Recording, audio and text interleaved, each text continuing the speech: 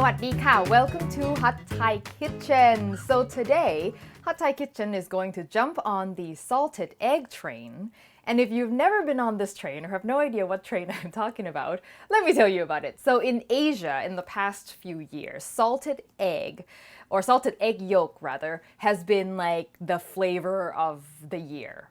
For a few years now. Everything is getting salted egg yolk flavors in it. There's Lay's that's salted egg yolk flavor. So everybody's using salted egg yolk. And nothing wrong with that. Salted egg yolk is really delicious. So I thought I would make a recipe that uses it. So I'm going to do salted egg yolk fried rice. It's really easy, it's simple, it's a great way to showcase the flavor of salted egg yolk. So if you've never worked with this ingredient before, it's a good place to start. And it's super delicious. So in Thai, this dish is called khao pad khai kem. So khao pad is fried rice, khai kem is salted egg. Even though we're not going to use the white, we're only going to use the yolk.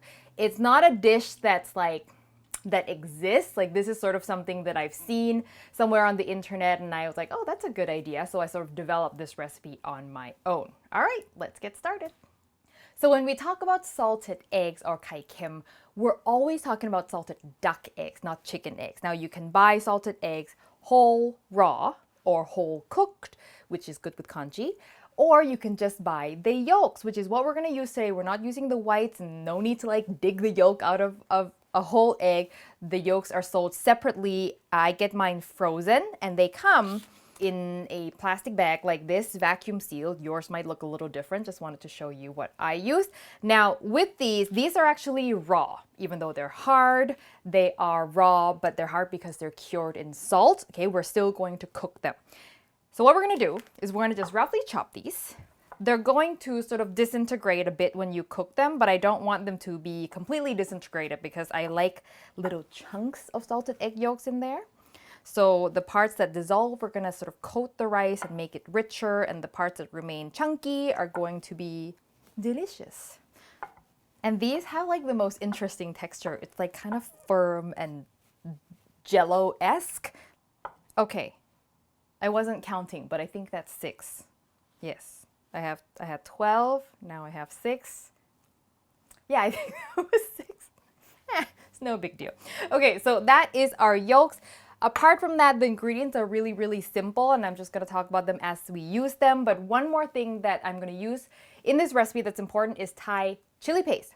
So this is nam prik pao, or roasted Thai chili paste. I've used this in many, many recipes, and if you can't find it, you can also make it at home. It's not super difficult. I have a recipe for that. I'll link to that below. But it's made from lots of chilies, shallots, garlic cooked down together, and it's quite rich and sweet. It really works well with the flavor of salted duck egg yolks. Is it completely necessary? No, you can omit it. It'll be a very different tasting dish in the end, but it'll still be fine. I've done it before. Just substitute about a teaspoon of sugar because this is quite a sweet paste, so you want that extra sweetness. Like, don't just leave it out and not add anything. Okay? All right, let's get cooking. So I've got some oil in the pan here. I'm going to sear my protein first. And for protein, I am using shrimp, which I love in fried rice. Flavor goes really well with salted egg, but you can use anything. I've actually done it with tofu as well, and it worked out really great. So whatever you want. And as always, I'm going to sear my shrimp first so that I can control the doneness of my shrimp. As many as you want.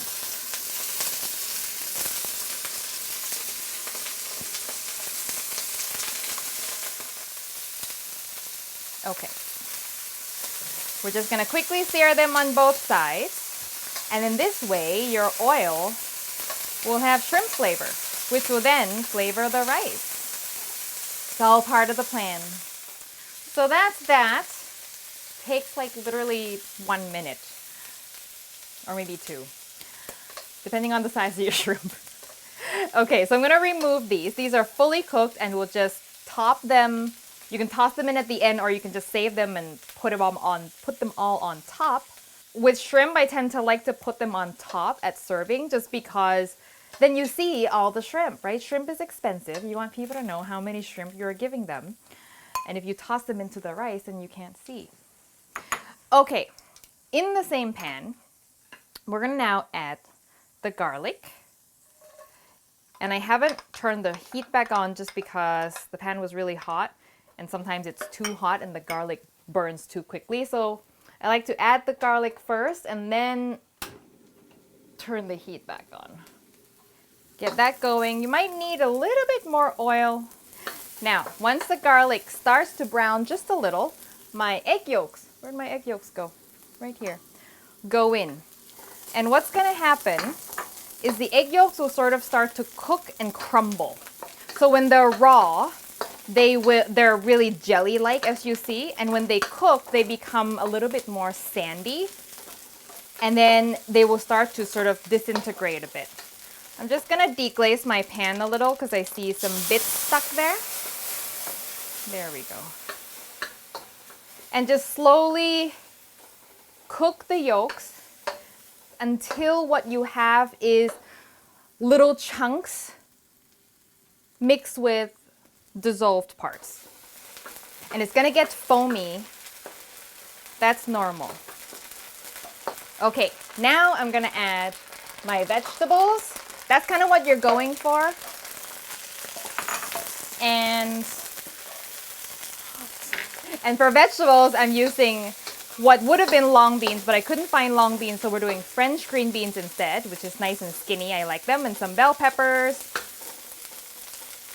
Kind of deglaze a little bit more there. And then all our seasonings going in. I got some fish sauce, some soy sauce, and our chili paste.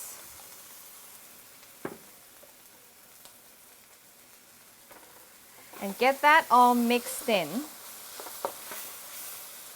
Okay, and then now I'm gonna add just a little bit of sugar because there's quite a bit of salty stuff in there. It needs a little extra touch of sweetness. And then I am going to add all my rice. And now all you need to do is work on distributing that rice with the sauce. Doesn't that look good? My God.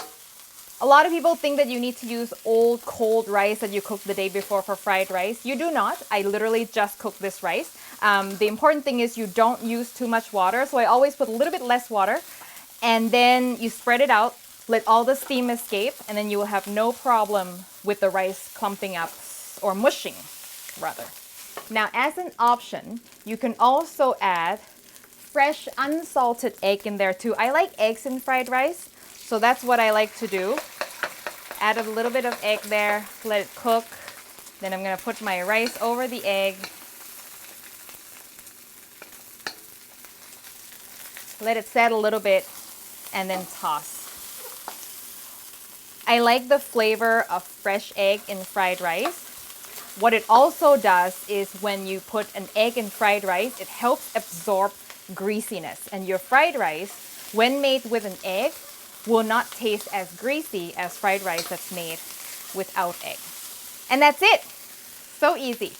I'm going to turn that off. I'm going to toss in some fresh tomatoes because I feel like this is such a rich recipe that the pops of tomato really, really helps. Keeps everything bright. Woohoo! Beautiful.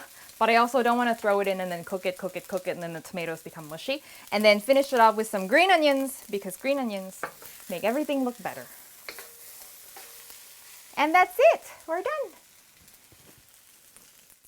So to plate this, we're going to do this Asian style where we do the bowl method. You know what I'm talking about, right? So I never do that. I don't think I've ever done that on the show, but we're going to do it today. So I'm going to put some shrimp down so that they will come out on top. Looks good? Okay, now we're gonna fill it with the rice. With this method, you wanna press it in tight. Come to think of it, I might have too many tomatoes in here for it to stick together. But we will find out. At the very least, it will be bowl-esque. Back here, put a plate on top. Make sure it's kind of centered and boop. There we go. The benefit of a clear bowl is you can see it. Ta-da! Look at that! How Asian is that? Proof of authenticity right here. Now, this is a very rich dish, as I said. I would generally serve it with some sliced cucumber, so you can have something fresh and crunchy to go on the side. I forgot the cucumber, that's okay. I'm gonna also add a wedge of lime. Thai people like to put lime on fried rice. This is a very dull knife, it's Adam's, not mine. Lime on the side of fried rice, precisely because fried rice can be quite rich and heavy, and the lime helps brighten and lighten it a little. Okay. Let's now destroy this mound and see what it tastes like. Ooh. Now, if you notice, you can see the little pieces of egg yolk still intact. That's what you're going for. You don't want it completely dissolved because that chewing on those chunks is the best part. So, a little bit of shrimp. I'm gonna try it without lime first.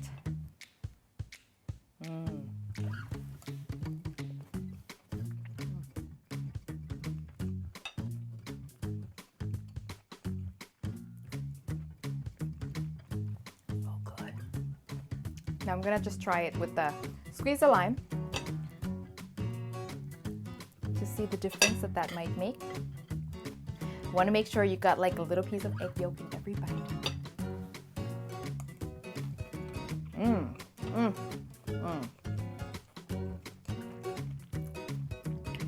It's a really full-bodied fried rice, I think is how I'm going to describe it. If you haven't had salted egg yolk before, when it's cooked, it becomes super creamy, but also has a bit of a, think super fine sandiness, for lack of a better term, but I mean that in a good way. And if you've had salted egg yolk, you know what I'm talking about. It's creamy, but it's also got a very fine texture to it. And that's sort of what you taste when you chew on the little pieces of egg yolk. And it just really oomph up fried rice.